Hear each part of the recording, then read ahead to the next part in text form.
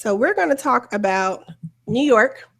Yesterday, Senator Sanders, I mean, he's been doing a whirlwind around New York State, right? Crazy. Like he's been all over the city. He's adding in more rallies.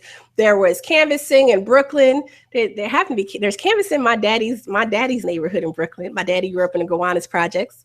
And I was like, Daddy, they in your neighborhood. He was like, they went to the projects. I said, no, they went to Gowanus. He's like, that's not a neighborhood. Well, apparently, there are these neighborhoods carved out that my dad and my uncle said didn't exist when they were growing up.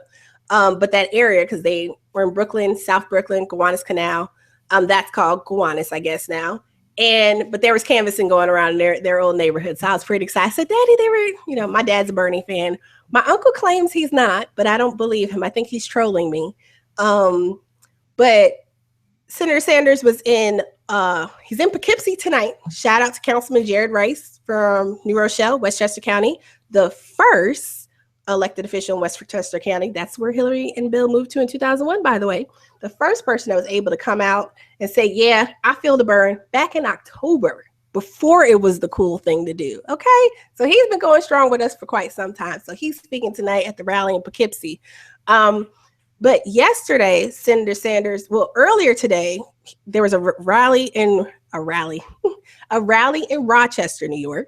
And then yesterday, Senator Sanders was in Albany and Buffalo. I mean, I don't know if you guys saw the pictures from Buffalo from the arena at UB, but it was packed. And I mean, the campus must have been jumping last night because they had another event on campus as well as the UB event with the campaign.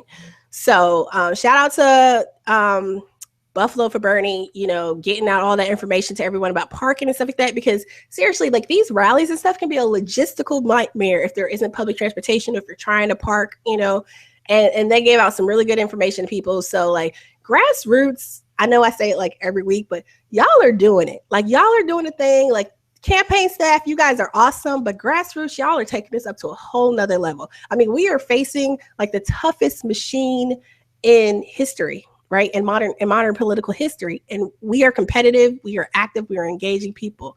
Yesterday, before the Albany rally, Senator Sanders and his staff met with members of Black Lives Matter upstate New York in Albany, along with Rosa Clemente.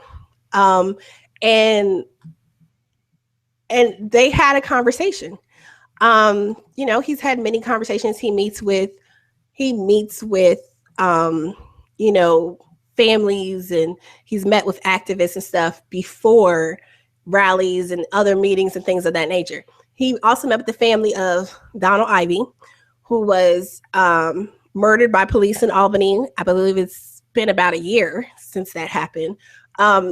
Another incident where no real valid reason. I mean, we lose track, right? We start losing track of all the names because it's happening so frequently. You have someone who's doing something that is not illegal, is not dangerous, right? They're not brandishing a weapon, anything like that. But I think the article was saying that the police thought he was walking funny and may have done something illegal, and somehow that ended up in him being shot to death.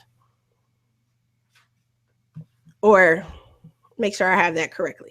Because that's the problem though, right? Because there's so many of these cases, you start blending all the facts and stuff together. But anyway, Senator Sanders, I'll make sure I get those facts straightened out because I could be mistaken with the case from Wisconsin. But Senator Sanders met with, the family, and he listened to their concerns. And Black Lives Matter from upstate New York, from Albany, and Rosa Clemente and others present. I mean, big fan of Rosa Clemente, so her name just sticks out for me.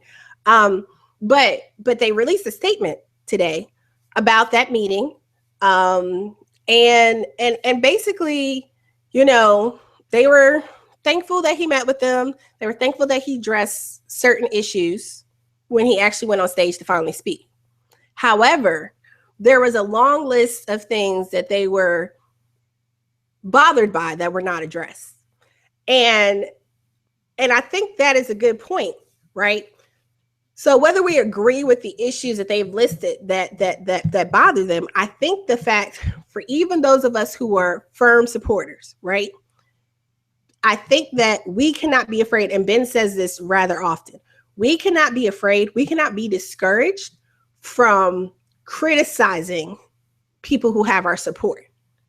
We're not like supposed to be just the fanning, like, oh my God, you're so wonderful. You can do no wrong. No, how can we expect to really progress? How can we expect to do better if we don't hold people accountable to what they're saying they're going to do? And if what they say they're going to do does not go far enough and they can do more, if we sit in silence, how much better are we than anybody else that just sits around and doesn't do the work either? So, like, they talk to him about, the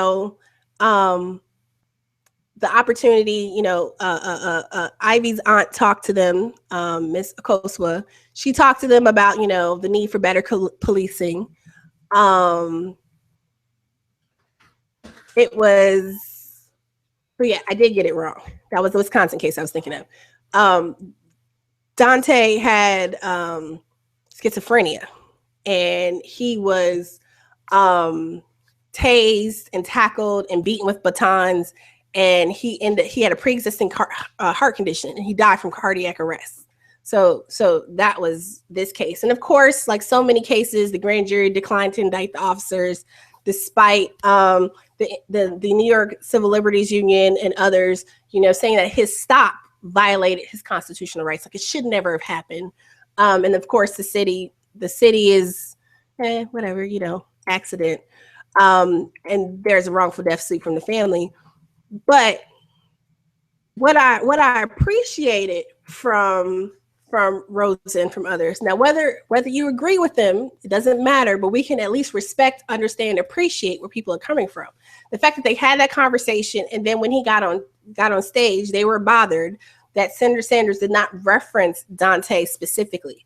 Part of their issue was the fact that his murder basically happened less than a mile from where the event was happening, where the event was taking place. He also, they went through this whole long thing, and it wasn't an issue that they weren't meeting to give an endorsement. They were just hoping to have an opportunity, since he was in their community, to raise some of the issues that were important to them. And I think this is really key, right? I think on the one hand, we do need to be engaged and involved in electoral politics. We cannot afford to just sit out and say, oh, this doesn't apply to me.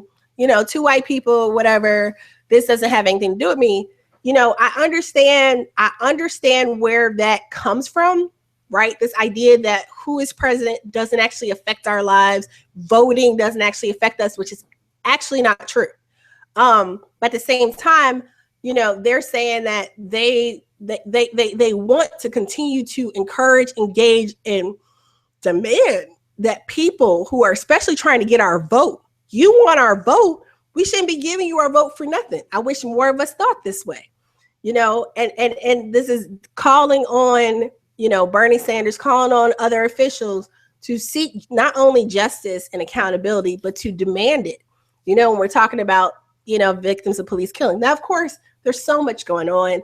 And reading her statement earlier today, there's so many people who are upset, right? Like, oh, well, don't you know he's the better person? And pause. Okay. Yes, quote unquote, we're all on the same side. Yes, we all support the same candidate. And even if you do or don't agree with their disappointment in part of their meeting with him, again, it was very, I think the response is very tasteful, right? I mean, tasteful is a word I've been using a lot lately. It's not negative. It's not nasty. It's not, accusatory. There are a lot of issues out there, and we can't just afford to be another talking point and someone trying to beat their opponent, especially when we're in a battle right now in New York, right? We are fighting for every single vote available. If you have the opportunity, if you are in New York and you have family in New York, go canvass if you can. Canvass your neighborhood, get out and vote, get out the vote, talk to people about the issues that matter to them.